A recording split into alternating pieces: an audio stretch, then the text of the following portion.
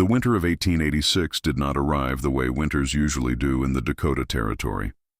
It did not come with a gradual cooling, with amber leaves drifting down and frost settling politely on windowsills.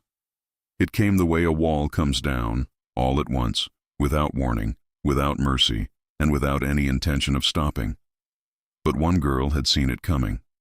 Her name was Maren Solberg. She was 15 years old, the daughter of a Norwegian homesteader named Einar Solberg, who had staked his claim on 160 acres of flat, wind-scoured land near the Cheyenne River in what would soon become North Dakota.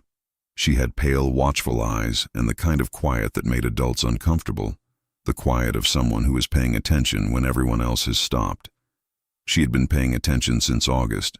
It was the birds that first caught her eye. She noticed it while bringing water to the chickens one morning in late summer, the way the geese were moving. Not in the lazy, circling formations of early September, but in tight, urgent arrows cutting south. Too many of them, too fast. Weeks ahead of when they usually pass through. She watched the mice next. The field mice were behaving strangely, packing their burrows deeper than she had ever seen, gathering grass in quantities that seemed almost frantic. She knelt in the dirt one afternoon and dug carefully beside a mouse burrow with a stick, not to disturb it, but to measure its depth. It went down nearly 18 inches. She had never seen that before. Then there were the muskrats. Her father sometimes trapped muskrats along the river bend, and he had taught her to read their lodges, the cone-shaped mounds of reeds and mud they built in the shallows. A thin lodge meant a mild winter. A thick lodge meant a hard one. That August she walked to the river and looked at the muskrat lodges, and what she saw made her stand very still for a long time. They were nearly twice as thick as any she had seen before. She went home and told her father. Einar Solberg was a practical man, a quiet man, and not unkind, but he was also a man shaped by the Norwegian immigrant experience, shaped by the belief that a family survived by working, not by worrying. He listened to Maren with the patience he reserved for things he did not quite believe. Then he nodded slowly and went back to sharpening his axe. She tried again the next day. She had gathered more evidence. The woolly bear caterpillars she had been collecting along the fence line, most of them nearly solid black instead of their usual orange-banded pattern. Old-timers said a fully black woolly bear meant a killing winter. She had 14 of them in a jar. Her father looked at the jar. Then he looked at her. "Maren," he said, "you will frighten your mother." She did not stop. She began talking to the neighbors, the Halverson family, 2 miles east, the Peterson family, 3 miles north, old Thomas Breck, the bachelor farmer who had homesteaded longer than anyone and whose weathered face looked like it had been carved from the same hard clay as the land itself. Old Thomas listened to her more carefully than her father had. He sat on his porch steps and let her speak, and when she was finished, he was quiet for a while. "I've seen bad winters," he said finally. "The winter of '73 killed half the livestock in this county. You might not be wrong." He paused, looking south toward the flat horizon. "But you're 15 years old and you're a girl, and most of these men are not going to hear you." She heard him, but she did not stop. She went to the Halverson place on a Sunday after church. She stood in their yard with her jar of woolly bears and told them what she had seen: the birds, the mice, the muskrat lodges, the caterpillars. Gunnar Halverson, who was a large man with a red beard and very little patience for what he called superstition, looked at her jar and then looked at her with an expression she would remember for the rest of her life. He laughed, not a small, polite laugh, a full, carrying laugh, the kind that brings other people over to see what is funny. His wife came to the door. His 2 sons came around from the barn, and Gunnar Halverson explained to all of them, with great amusement, what the Solberg girl had been doing, collecting bugs and watching birds and going from farm to farm like some kind of wandering prophet. "She says we're all going to freeze to death," he said. "Better start praying." His sons laughed. His wife smiled behind her hand. Maren walked home. Word spread the way words always spread in small homestead communities, faster than news, slower than rumor, and with a particular cruelty that only close neighbors can achieve. Within 2 weeks, she had a name, the Fear Girl, the one who wanted everyone to panic, the strange Solberg daughter with her jar of bugs.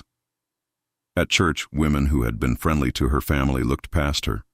Children she had grown up with whispered.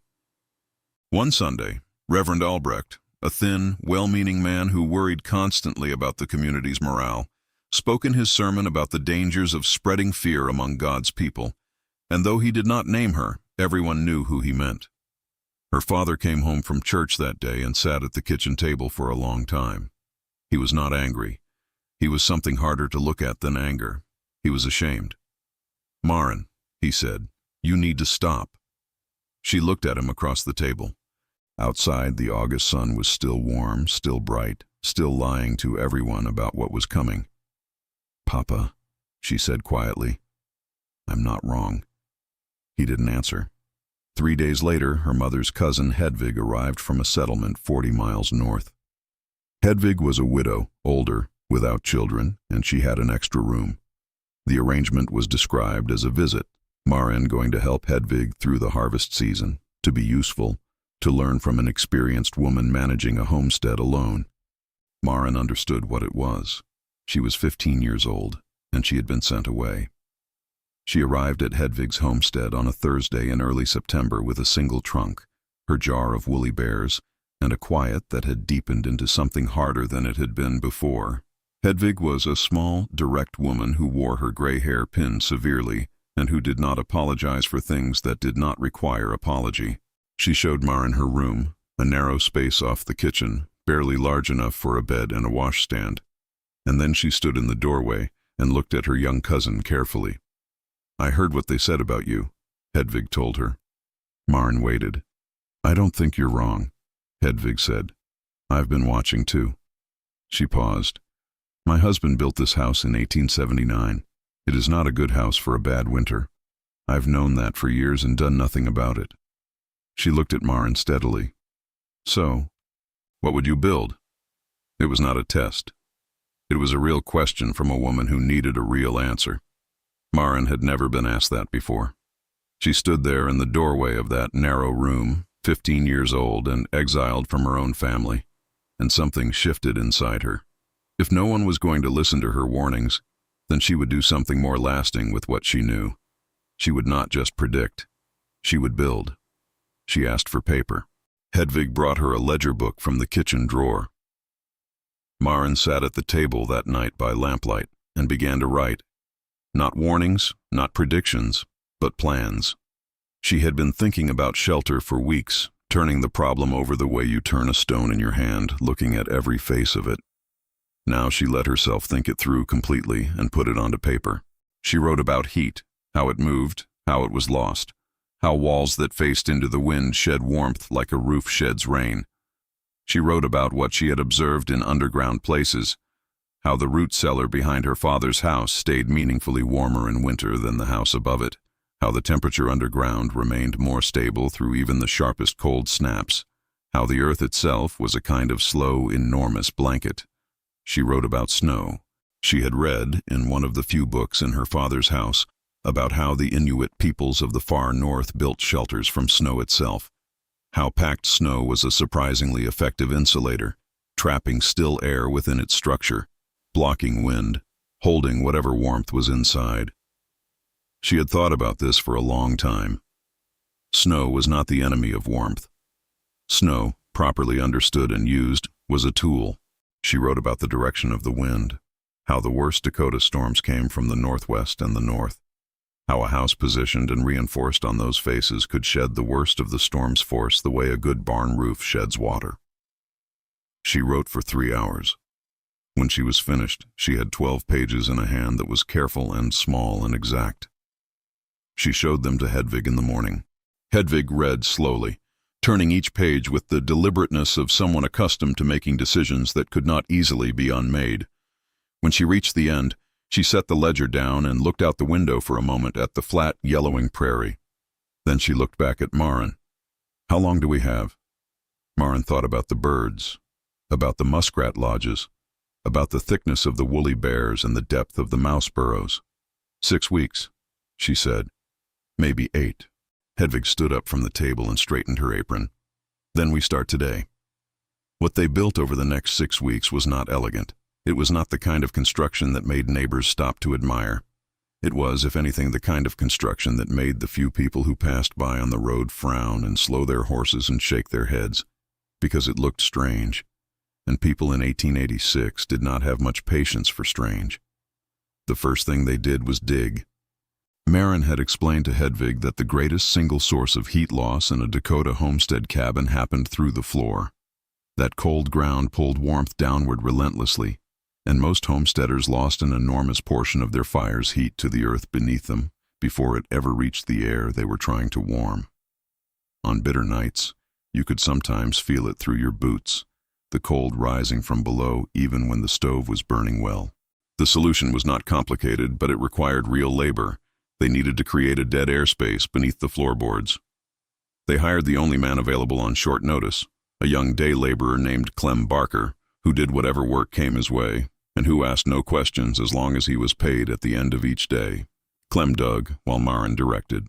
They excavated 12 inches beneath the cabin floor across its entire length and width, creating a shallow crawl space that they then packed with dry prairie grass, compressed tightly together. Then they relaid the floorboards above it, doubled in thickness, with an additional layer of loosely packed grass between the two boards. The floor, when they were done, was noticeably warmer underfoot. Hedvig stood on it in her stocking feet the evening they finished and looked down at the boards and then at Maren with something new in her expression, the particular look of a person who has just watched an idea become a thing she can feel. They moved to the walls next. The cabin's walls were single-thickness sod, the standard construction of the northern plains, blocks of prairie sod stacked like irregular bricks, held together by their own dense root systems, practical and cheap and adequate for normal winters. In a normal winter, sod walls were sufficient. But Maren had thought carefully about what a killing winter would demand, and she understood that standard sod alone was not going to hold. She did not want to tear the walls down and rebuild. There was not time, and the materials for something fundamentally different were not readily available.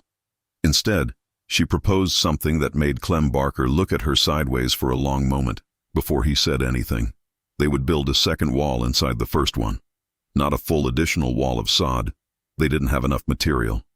Instead, they built a framework of thin wooden poles along the interior face of each wall, leaving a 4-inch gap between the pole framework and the original sod.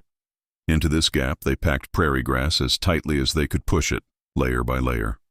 Then they covered the interior face of the pole framework with whatever flat, rigid material they could gather: flattened tin cans, salvaged boards from an old outbuilding, sections of dried hide stretched over the frame. The result was an air and grass buffer sitting between the living interior of the cabin and the exterior sod wall. It was the same principle, Maren explained to a skeptical but listening Clem, as a winter coat. A good winter coat does not generate warmth. It simply traps the warm air your own body produces and prevents it from escaping into the cold air around you. The cabin now had a coat built around it from the inside. Clem thought about this for a moment and then nodded slowly, the way a man nods when an idea he initially resisted turns out to make complete sense once he's heard it explained properly. But Maren was not finished. The roof was her deepest concern, and she had thought about it longer than anything else. Heat rises. Everyone on the plains knew this, understood it as basic as breathing. But most homesteaders seemed to forget it entirely when they built their roofs. Standard Dakota homestead roofs were thin constructions, a layer of boards, perhaps a layer of sod above that. The heat that a good stove worked for hours to produce simply rose, reached the thin roof, and poured out into the frozen sky above. On the coldest nights, you could sometimes see frost forming on the interior of the roof boards, which was nothing more than the moisture in that escaping warm air freezing as it met the cold above. She could not rebuild the roof entirely from scratch. There was not time, and Hedvig's modest savings had limits. But she could add to it. What she proposed was a second structural layer above the existing roofline, a framework of poles rising above the current roof peak, creating an enclosed additional space that would be packed with dry grass and then sealed on the outside with a layer of additional sod on top. Clem stood in the yard looking up at the existing roofline and worked through the math of it in his head. "That roof is going to carry a real load," he said. "Yes," Maren agreed, "but the walls are sod. Sod walls can bear more weight than most people think, and the weight of it will help anchor against wind." He was quiet for another moment. "It'll look like a haystack with a door," he said. "I know," she said. "Build it anyway." He built it. Over 4 days, the new roof structure rose nearly 3 feet above the original roofline, sloped steeply on all sides so that snow would either shed from it cleanly or pack against it in drifts, either outcome providing an additional insulating layer. Clem, who had arrived skeptical and quiet, found himself working with increasing energy as the structure took shape. There is something about a plan that makes visible sense as you execute it that changes your relationship to the work. You stop wondering if it will work and start caring that it comes together right. While they worked on the roof, Maren addressed the cabin's 2 most vulnerable points, the door and the single window. These were the places where cold could push through regardless of how well protected everything else was. For the window, she had Hedvig make the 15-mile trip to the nearest town hardware merchant and purchase an additional pane of glass. They fitted this second pane carefully inside the window frame, creating a sealed air gap of roughly 2 inches between the 2 panes. It was a crude version of something Maren had read about in a book describing construction practices in cold northern European cities, using trapped, still air between layers of glass as insulation. Still air is a surprisingly poor conductor of heat, which makes it an effective barrier against cold. For the door, she built a vestibule. A vestibule, a small enclosed space positioned between the outer door and the inner door of a home, was her answer to what she recognized as a fundamental design flaw in single-door entrances during extreme cold. Every time you opened a single exterior door in a blizzard, you admitted the full force of the wind directly into your living space. Cold poured in and warm air poured out in a single violent exchange that could drop the interior temperature noticeably in seconds. A vestibule solved this by creating a 2-step entry. You opened the outer door, stepped into a small enclosed buffer space, closed the outer door firmly behind you, and only then opened the inner door into the living space. The interior was never directly exposed to outside air. She and Clem built the vestibule from spare boards and covered its exterior in additional sod. It was small, barely large enough for 2 people to stand in, and it attached to the front of the cabin at a slight forward angle that gave it, one traveler later remarked, the look of a small exhausted shed that had decided to lean against a larger building for support. They filled every gap they could find, every seam between sod blocks, every joint where wall met floor or wall met roof, with a mixture of clay and grass pressed in and allowed to dry hard. They stacked additional grass bales against the north and west exterior walls, the directions from which the worst Dakota winds reliably came, until the cabin's northern face was buried nearly to the eaves in packed grass and banked earth. On the afternoon of October 14, 1886, Maren stood back from the homestead and looked at what they had made. It did not look like a house in the way people expected a house to look. It looked like something the earth was slowly in the process of pulling back into itself, lumpy and asymmetrical and low to the ground, with its stacked roof rising in a shape more like a mound than a gable, and its leaning vestibule, and its grass-packed northern walls vanishing into the prairie. She thought it was the most honest thing she had ever helped create. Hedvig came to stand beside her. The wind was coming from the northwest, steady and cold, the kind of cold that by mid-October already had weight to it. For a moment neither of them spoke. "If I'm wrong," Maren said, "we wasted 6 weeks and a good portion of your savings." "And if you're right?" Hedvig asked. Maren looked north, where the sky was the color of old pewter, flat and heavy and very still in the way that sometimes precedes something large. "Then we stay warm," she said, "and we lose nothing that we don't have to lose." The first snow came on October 27th. It was not, by Dakota standards, remarkable. Perhaps 4 inches, gone within a week.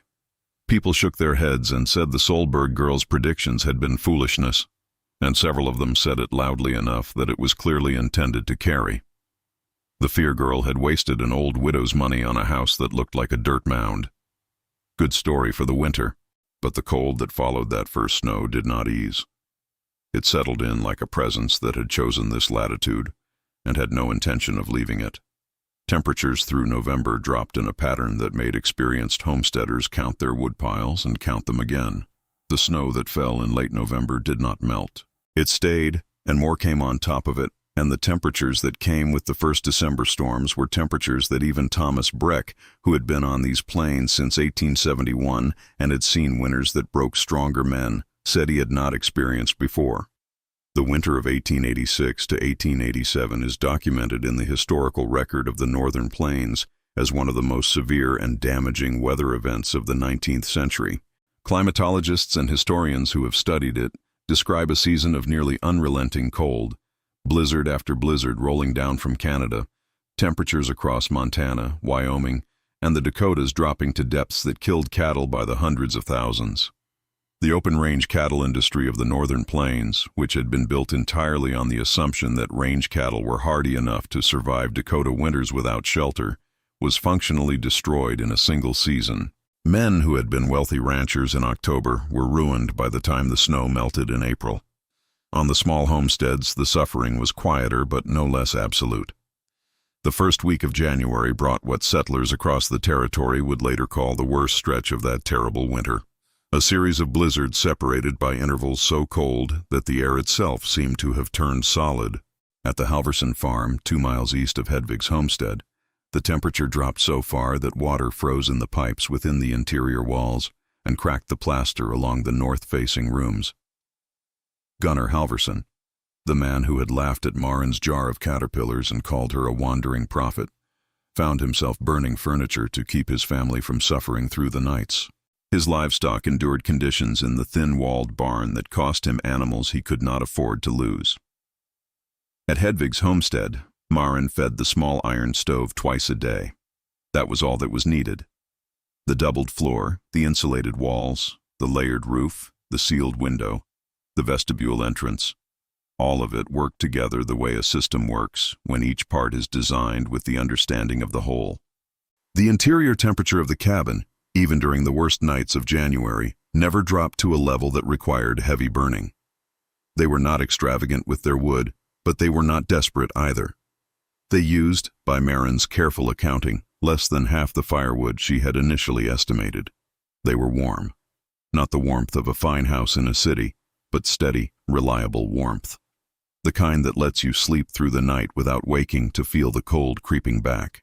Hedvig's 2 horses sheltered in a small barn that Maren had also modified before winter set in, banking the exterior walls with packed snow and earth, adding a thick insulating layer to the roof, building a simple windbreak at the entrance to stop the direct force of the northwest storms, made it through the winter without significant loss.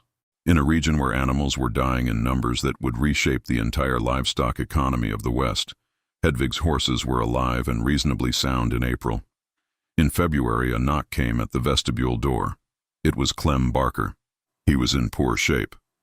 His coat was inadequate for temperatures that had dropped far below what any of them had experienced before, and his face had the raw, deeply reddened look of a man who had been losing his fight with the cold for several weeks. His own cabin, 3 miles north, was poorly insulated and had become genuinely dangerous in the worst of the January and February cold.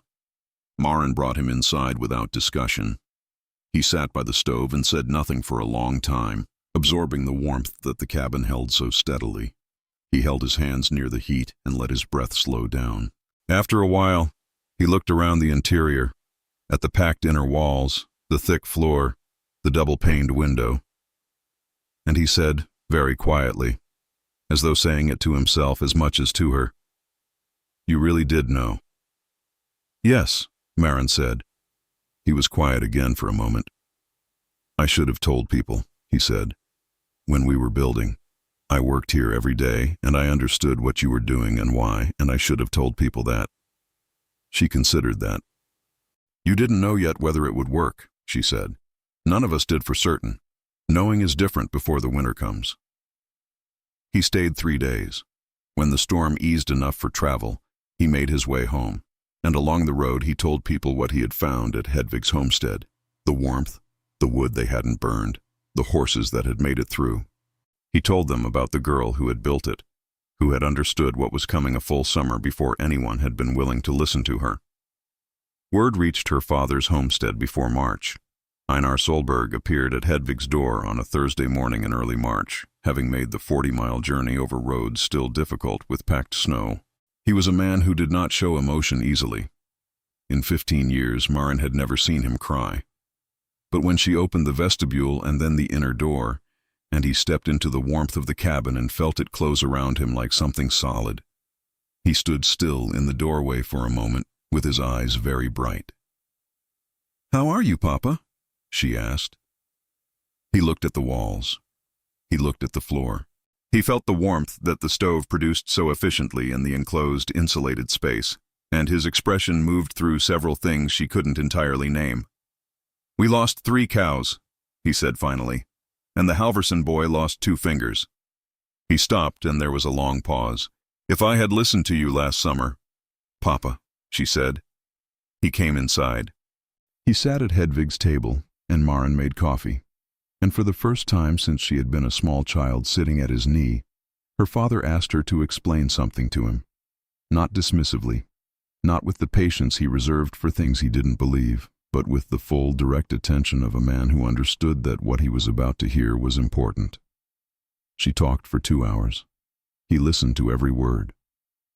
When she was done, he sat quietly for a moment. Outside, the wind had picked up again.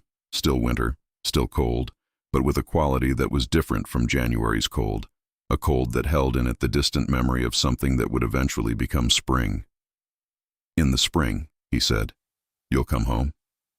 She looked at Hedvig, who was at the stove and who gave nothing away in her expression but whose stillness was its own kind of answer. "I'll come home," Maren said, "but I'm going to rebuild the house." Her father looked at her across the table. His daughter, who had been right, who had always been right, and whom he had sent away for the particular sin of seeing clearly in a direction nobody wanted to look. Something moved across his face that she recognized as a man adjusting the distance between who he had been and who he now needed to be. "All right," he said. "We'll build it the way you say." The winter broke in April, slowly and without grace, the way the worst winters always retreat. Not in a clean transition, but in a long, grudging withdrawal, with cold spells returning even as the thaw arrived, temperatures rising and then falling again before the real warmth finally established itself. When it was over, the damage across the territory was staggering and in many cases permanent. The great cattle ranches of the northern plains lost livestock in numbers that changed the economics of an entire region.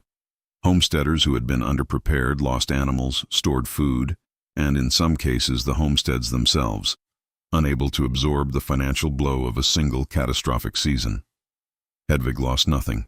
Maren walked back to her family's homestead in May, when the ground had softened enough to travel comfortably, and the prairie grasses were pushing up green through the last gray patches of old snow. The geese were moving north again. Those same geese whose urgency the previous August had been the first signal in a chain she had learned to read, the first voice in a language she had understood when the people around her had not. She was 16 years old, and she was going home, and she knew exactly what she was going to build when she got there.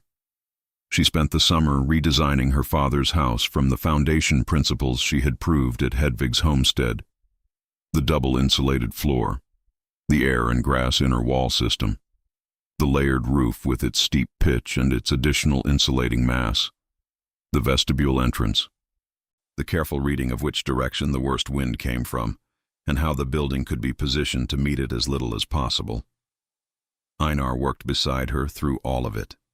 He asked questions, real ones, the questions of a man who intended to understand what he was doing and why, and he listened carefully to the answers. He was not the same man who had told her to stop frightening people. The winter had done something to his certainty that could not be undone, and in the space it had left, something more useful had grown. Gunnar Halverson came by in August to look at what they were doing.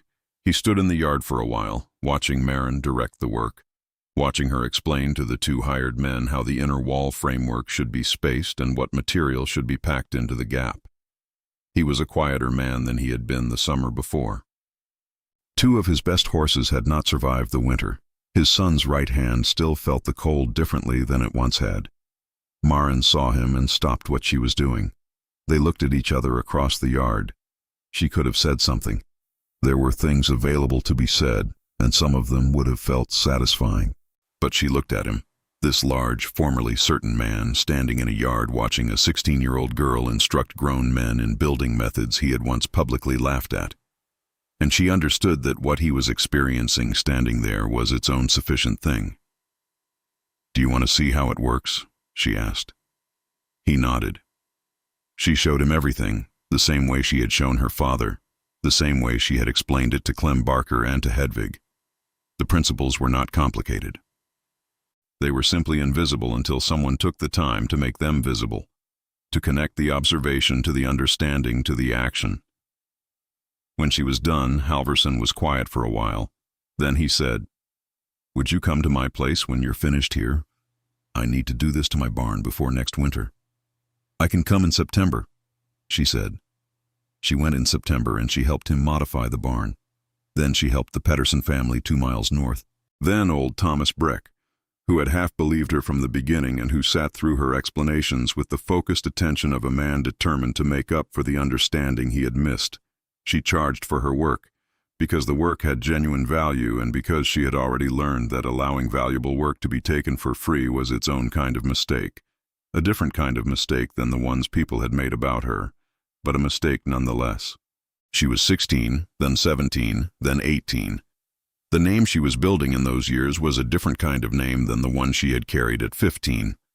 Not the fear girl, not the strange daughter with her jar of bugs, something that took longer to say and meant more when people said it. The girl who had understood what was coming before any of them had been willing to look, and who had known what to build because of it. She kept the jar of woolly bears for the rest of her life, not displayed anywhere. She was not a woman given to display. It lived in a kitchen drawer, next to the ledger book in which she had written her 12 pages of plans the night she arrived at Hedvig's homestead, 15 years old and exiled and finally free to build something instead of just worn. People asked her about it over the years. What had given her the confidence to keep speaking when everyone around her was telling her to stop? She would take the jar out and set it on the table. "They were right," she would say, "and I knew they were right, and knowing something is true is a different experience than hoping it might be." She would pause. "Once you know the difference between those two things, it becomes a great deal harder to be quiet about what you know." The winter of 1886 to 1887 broke many things across the northern plains. Broke fortunes, broke families, broke men who had believed the land was manageable in ways it turned out not to be. It ended an era in the cattle industry of the American West and taught an entire region an expensive and permanent lesson about what the land could do when it decided to. But at one small homestead 40 miles from the Cheyenne River, through the longest and most brutal winter in the recorded history of the northern plains, a 15-year-old girl's house held. The walls held, the floor held, the layered roof shed the snow and held the warmth. The vestibule kept the wind outside where it belonged. The horses in the modified barn stamped their feet in the cold mornings and breathed their warm breath into air that was uncomfortable, but not deadly. And the girl who had built it, who had been sent away for seeing something clearly when the people around her needed not to see it, sat in the warmth that barely needed tending, and watched the winter do what it had always been going to do, and waited for the world to catch up with what she had understood since August. It did. It always does. The land doesn't keep secrets indefinitely.